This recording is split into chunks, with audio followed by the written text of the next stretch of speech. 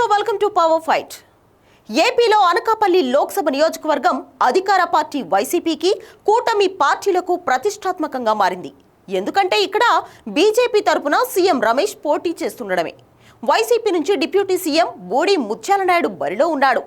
అయితే అనకాపల్లి లోక్సభ పరిధిలో బూడికి పార్టీలో అసమ్మతులతో పాటు సొంతింటి పోరు కూడా ఇబ్బందిగా మారింది. మా నాన్నను ఓడించడంటూ స్వయంగా కొడుకే ప్రచారం చేస్తున్నాడు. అయితే కడప లీడర్ అయిన సీఎం రమేష్ కి అనకాపల్లితో పనేంటి అంటూ లోకల్ నాన్ లోకల్ ఇష్యూని ఎత్తుకుంది వైసీపీ. అనకాపల్లి రేసులో సీఎం రమేష్ బూడి ముత్యాల నాయుడు మధ్య పవర్ ఫైట్ ఎలా ఉండబోతుంది? అనకాపల్లి బెల్లం టేస్ట్ ఎవరు చూడబోతున్నారు?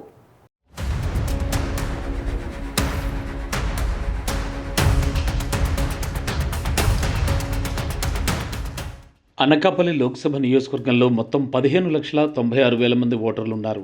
వీళ్లలో మహిళా ఓటర్లే దాదాపు 1,00,000 మందికి పైగా ఎక్కువ.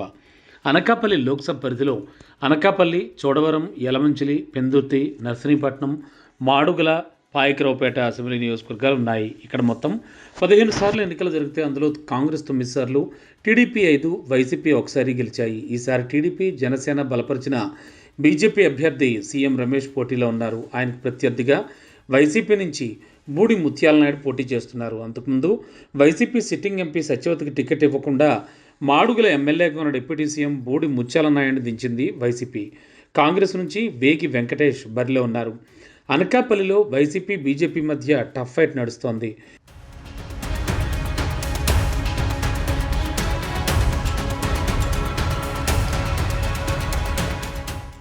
కూటమి అభ్యర్థి సీఎం రమేష్ అనకాపల్లి అభివృద్ధి ఎజెండాతో ముందుకెళ్తున్నారు. ఈ ప్రాంతంలో పరిశ్రమలు ఏర్పాటు చేయించి యువతకు ఉపాధి కల్పిస్తామని హామీ ఇస్తున్నారు. గ్రీన్ ఎనర్జీ ప్లాంట్స్, అలాగే ఇథనాల్ పరిశ్రమలు ఏర్పాటు చేయిస్తూ ఉంటున్నారు. కూటమి తరపున చంద్రబాబు నాయుడు, పవన్ కళ్యాణ్తో పాటు కేంద్ర మంత్రి రాజ్నాథ్ సింగ్ కూడా సీఎం రమేష్ తరపున ప్రచారం చేశారు. ఇక బూడి ముత్యాల నాయుడు మాత్రం ప్రభుత్వ సంక్షేమ పథకాలు తనను గెలిపిస్తాయని ఆశలు పెట్టుకున్నారు.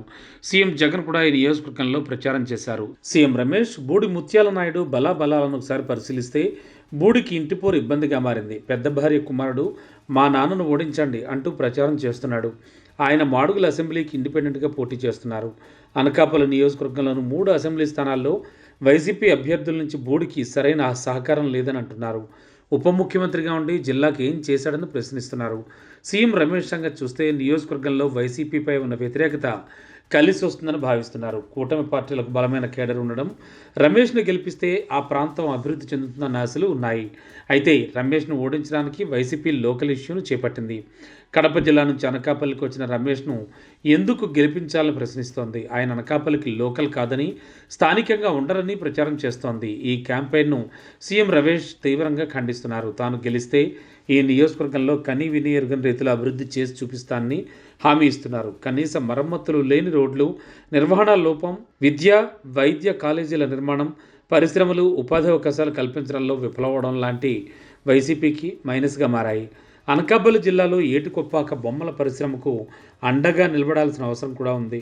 ప్రధాన జలాశయాల రిపేర్లు, ఆలయ, పర్యాటక ప్రాంతాల అభివృద్ధి గత 5 ఏళ్లలో వైసీపీ హయాంలో జరగలేదు. ఈసారి అనకాపల్లి బెల్లం తీపిరిచి సీఎం రమేష్ చూస్తారా లేక బూడి ముత్యాల నాయుడా అన్నది ఈ నెల 13న జనం ఇచ్చే తీర్పుపై ఆధారపడి ఉంది.